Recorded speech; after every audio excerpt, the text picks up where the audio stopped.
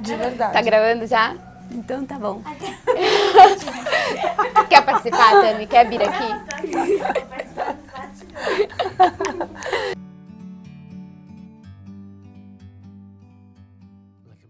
Vrá Brasil, tudo bem com vocês? Espero que seja tudo muito ótimo. Estou aqui hoje com a Natália Borges Polesso, que eu já cansei de falar dela aqui no canal.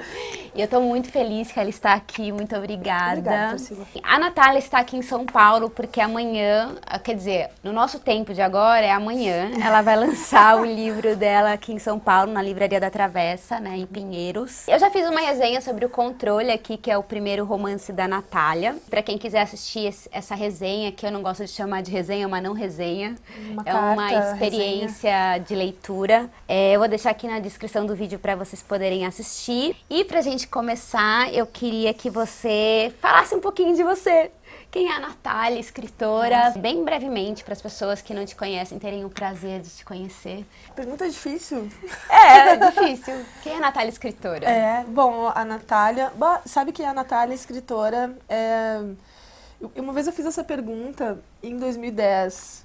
Quando que uma autora podia se chamar escritora? Quando que eu poderia me dizer escritora? E eu lembro que eu postei no Facebook e vieram várias respostas, assim, do tipo, quando você publica, quando você escreve, quando você tem o desejo de ser escritora. E eu ainda estou em busca, assim, de saber o que me torna escritora, assim, para além do desejo e, sei lá, pensando, assim, no campo literário.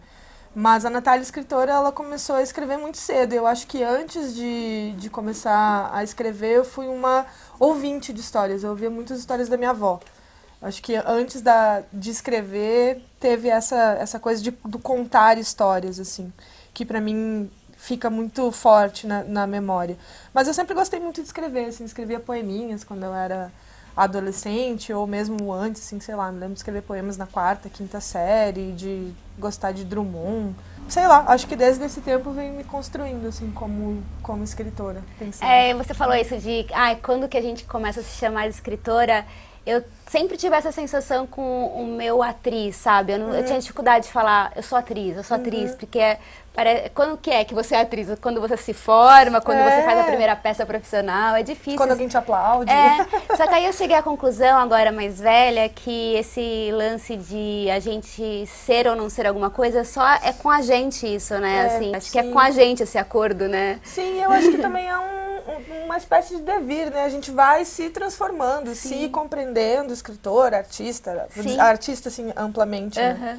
Eu acho que é um processo, né? É um processo. Eu tô aqui hoje num espaço que a Tami gentilmente nos trouxe, a Tami do Literatami, e ela já fez essa pergunta e eu vou me repetir. Depois vocês assistam o vídeo que a Tami... E comparem, né? E comparem as respostas. 7 erros.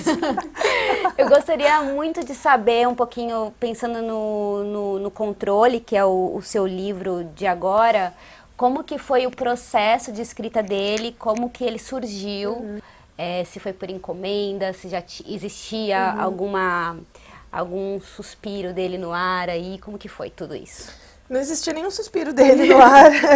Ele foi uma encomenda, né, de uma outra editora, que não é a Companhia, que estava lançando uma coletânea que queria lançar uma coletânea de ficção longa e música. E aí me apresentaram uma lista de bandas, que eu podia escolher, eu olhei lá e tal, escolhi o New Order, que é uma banda que eu gosto bastante. Pensei que ali poderia dar um caldo, assim, em função mesmo da pessoa do Ian Curtis e tal, mesmo que seja do Joy Division ali, achei que teria alguma coisa interessante, e as músicas, obviamente, também. E eu acho que primeiro veio a banda e depois veio a história, assim. Primeiro veio a banda, veio o que a banda significa, essa história mesmo do Ian, e depois veio a Maria Fernanda, depois veio a bicicleta, depois vieram todas as outras coisas, assim. Eu comecei e terminei ele porque ele era para ser uma narrativa longa, mas não tão longa. Eu terminei ele mesmo em 2015. Eu fui fazer um doutorado de sanduíche na França, eu fiquei morando 10 meses lá, né? E aí eu meio que escrevi ele nesse ano de 2015 entre a França e o Brasil. Isso vai ser um ponto diferente depois para comparação.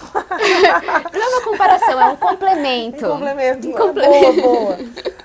Mas aí a coletânea acabou não saindo, o livro ficou engavetado uns 2 anos, E como eu tô durante esse tempo eu ainda fiquei eu tô escrevendo um livro novo e eu tô lutando com ele, digamos assim, tentando achar um caminho para ele. Mas eu queria publicar alguma coisa, porque o Amor é de 2015, depois eu publiquei uma plaquete de poesia, mas eu tinha vontade de publicar. Mandei pra minha gente e a companhia se interessou, aí eu retomei, reescrevi e aí ele virou o controle que é hoje. Assim. Você acha que um livro só existe quando ele é publicado? Me veio essa pergunta agora, né? Porque ele ficou ali engavetado 2 anos. Me veio essa pergunta, porque tem uma necessidade, a gente escreve para ser lido, né? Eu acho que não, porque, por exemplo, esse não é o meu primeiro romance, é o meu primeiro romance publicado. Ah! Antes dele, eu acho que um dos contos do Amora, que é o Interior Selvagem, ele era um romance, mas ele era muito chato e desnecessário. Aí eu cortei ele virou um conto muito melhor. Mas assim, eu realmente tinha escrito acho que umas 100, 120 páginas, assim. Mas a protagonista era um saco. Eu não gostava dela e acho que não era um romance. Então, assim, eu escrevi, mas foi um exercício. Ele era um romance e virou um conto. Acho que os livros existem, assim, antes de ser publicado. É que ele se transforma à medida que outras pessoas leem e ele vai tomando outros corpos, né? Acho que o que me chama mais atenção no controle, na história da Nanda, é esse lance dela não conseguir tomar as rédeas da própria vida. E eu fiquei pensando muito sobre esse lance da gente ter ou não ter as nossas rédeas. Até que ponto que a gente tem os nossos livres arbítrios. E eu fiquei pensando, mais além, que isso é um lugar muito de privilégio, né? Você ter livre-arbítrio. É uma coisa meio que escapa da gente, né? Até um certo ponto a gente tem o comando, mas outras coisas são parte de todo um contexto de estrutura, né?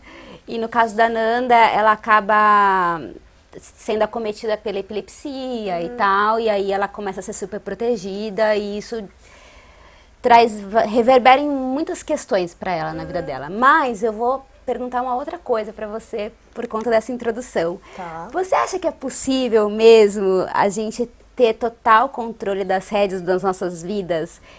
Qual que é o seu ponto de encontro com a Nanda do livro aqui? Deixa eu da Natália. Ficou confuso? Aqui. Não, vou só deitar um pouco. Não vou te olhar, vou fazer assim. É uma pergunta meio clariciana, talvez, né? Essa pergunta é bem engraçada e, assim, fortuita, porque o conto que eu mencionei antes, que é o Interior Selvagem, ele fala um pouco disso, assim, de não ter o controle da própria vida. Porque acho que nesse conto a protagonista ela é abandonada pela namorada, a namorada vai embora e ela se vê completamente sem chão e tem um momento que ela está falando com o analista e ela revela que ela tem medo de andar de avião e tal, porque é um momento que ela ali fica explícito como ela não tem controle de nada e ela está voando num tonel de lata cheio de gasolina não, cheio de combustível inflamável, né? Então é um exercício ali de estar na mão de outras pessoas, realmente, né? E foi bem engraçada essa tua pergunta, porque eu me dei conta agora de que talvez essa seja uma questão, talvez não, sim, é uma questão minha, estamos aqui fazendo uma grande terapia nesse momento. Mas essa coisa de ter o controle, né, ou de a gente ficar um pouco refém dessas normas ou do que se espera da gente como pessoa, como mulher, ou mesmo assim dentro de uma estrutura social, o que se espera da gente e quando a gente não consegue atingir essas metas, como a gente se sente sem chão e fora de controle mesmo, assim, eu não consegui, ou seja, eu não consegui fazer isso prova que eu não fiz os passos direito, não controlei direito a situação. Eu acho que isso é completamente doido, né? Porque não existe isso. E a gente fica o tempo todo tentando criar ou recriar esse sentido para a nossa vida, assim, de tentar manter certo controle, quando na verdade não... Sei lá, eu acho que talvez até seja um pouco insalubre a gente pensar dessa maneira, né? De tentar o tempo todo manter o controle ou, sei lá, nem sei, eu tô usando a palavra controle, mas talvez seja outra coisa, assim. Uhum. Mas tem uma coisa que o Barthes diz num livro que eu gosto muito, que eu acho que é o Grau Zero da Escrita, que ele fala que a gente está sempre escrevendo o mesmo texto, né? A gente está sempre escrevendo Sim. que a linguagem e o estilo são duas forças cegas. E que eu acho que isso são coisas que vão se repetir nos nossos textos. Eu acho que é um pouco isso, talvez. Mas eu acho assim. isso maravilhoso. Por isso que eu acho é maravilhoso você poder acompanhar um escritor. No caso, eu acompanhar você desde o seu primeiro livro, porque a gente vai amarrando e entendendo algumas conexões, né? E um amadurecimento também da sua pessoa, da sua escrita, enfim, é maravilhoso isso. Tenho só mais 2 perguntas para fazer para você. Tá. E a primeira delas é uma coisa que eu já vi você falando em alguns artigos no Instagram, já vi em alguns lugares falando, mas eu acho que é importante falar sobre isso, que é o quanto que você considera que é importante aportar a um livro ou a uma obra a nomenclatura LGBTQI+, sabe? Se é importante, o controle vai falar de uma mulher que ela começa a ter desejo pela amiga. E eu acho isso muito maravilhoso como você faz aqui, porque essa não é a grande questão da Nanda, né? É uma característica dela, é um acontecimento, mas isso não vai ser o grande norte do que acontece aqui. E eu queria saber a sua opinião em relação a isso, se você acha importante colocar essa nomenclatura, se é importante agora, mas daqui a um tempo é importante que isso se normalize a tal ponto que não seja necessário, enfim. Essa questão é uma questão bastante complexa, né? Eu faço uma pesquisa de pós-doutorado agora que se chama Geografias Lésbicas. E esse lésbicas agora eu estou usando ele com uma rasura, porque eu tento pensar essa ideia de existência lésbica um pouco mais amplamente e também mostrar que esse lésbica, ele também carrega apagamentos, né? Então agora ele anda taxado, assim, né? Ele anda é bom, né? E eu comecei essa pesquisa com 20 autoras e agora eu tô com 350. Então, assim, de resgate histórico e também contemporâneas, né? Quando eu lancei o Amora, as pessoas me perguntavam, né? Onde que está essa produção? Onde que está essa produção LGBTQI? Onde que está isso, né? E eu ficava assim, poxa vida, talvez eu também não conheça. Então, eu acho que é importante porque a gente precisa saber onde ela está. Mapear isso, né? Entendo. Tá circulando. Eu quero ler isso. Eu tenho interesse em ler. Não exatamente...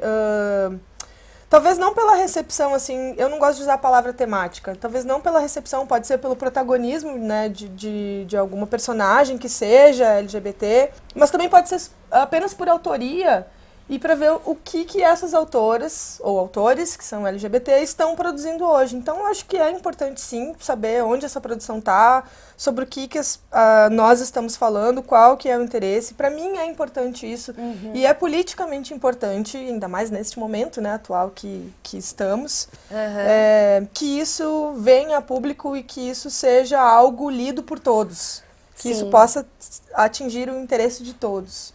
Então, para mim, isso é algo importante. Sim, o ideal, né? O ideal é que a gente não tenha rótulos, né? Que a gente Sim, o ideal seja livre e tal. E os livros também, né? A gente e os livros. Sim, claro. Mas eu acho que, por enquanto, a gente precisa e eu acho que é uma bandeira a ser fincada, assim. Até um complemento do que você acabou de dizer, que é um ato político e é importante. Qual que é, para a gente finalizar, a importância para você da literatura no Brasil de agora, pensando na nossa condição de mulher, na condição da mulher lésbica e pensando nos governos autoritários que a gente tem enfrentado? Qual que você acha que é importante, a importância da literatura atualmente? Nós temos produzido tanta coisa maravilhosa e diversa que tem circulado em grandes editoras, em pequenas editoras, em clubes de leitura. Bom, a gente está indo para um clube de leitura depois, né, daqui. Eu acho que isso tem promovido tantos encontros legais, tanto debate em torno de literatura e debate mesmo, assim, das nossas vivências, né? Como ser humano, mulher, enfim, LGBT. E isso eu acho que neste momento, dar valor às nossas vivências, dar valor às experiências que a gente está sendo capaz, assim, de compartilhar, para mim é o mais importante. Eu acho que a literatura está maravilhosa, a literatura brasileira contemporânea Muito! Está maravilhosa, muito diversa e, não sei, para mim, uma das coisas mais legais que tem acontecido são esses clubes de leitura por todo o Brasil. Mesmo trabalho assim, de youtubers e instagramers assim, que divulgam a literatura, eu acho que isso tem sido tão maravilhoso. Poder compartilhar, poder estar aqui, sei lá. É maravilhoso mesmo. É muito legal, é muito legal. Eu acho que traz para o concreto, né? Acho que a gente está tão virtual atualmente que quando a gente pode se reunir é um deleite. Bom, é isso. Obrigada. Eu adorei conversar. Eu tô muito feliz de ter encontrado com a Natália. Porque eu fiquei paquerando a Natália por muito tempo. Lembra aquela vez que você veio? Teve um dia que ela veio para São Paulo e eu... Será que a gente pode se encontrar? E não dava, né? Porque ela é super ocupada, enfim. Eu sempre venho muito correndo pra cá. Tenho que vir com mais tempo. Mas obrigada pela conversa. Espero que vocês tenham gostado. Leiam os livros da Natália. Leiam Controle. E vamos ler bastante literatura brasileira contemporânea, que a gente tem produzido realmente muita coisa incrível. Tá bem? É isso. Um beijo pra vocês. Obrigada mais uma vez e até a próxima. Tchau. Tchau. Obrigada mesmo. Suas lindas. Acho que eu quero tirar uma fotinho com vocês. Eu acho que merece, né? I got time, it's clear to see.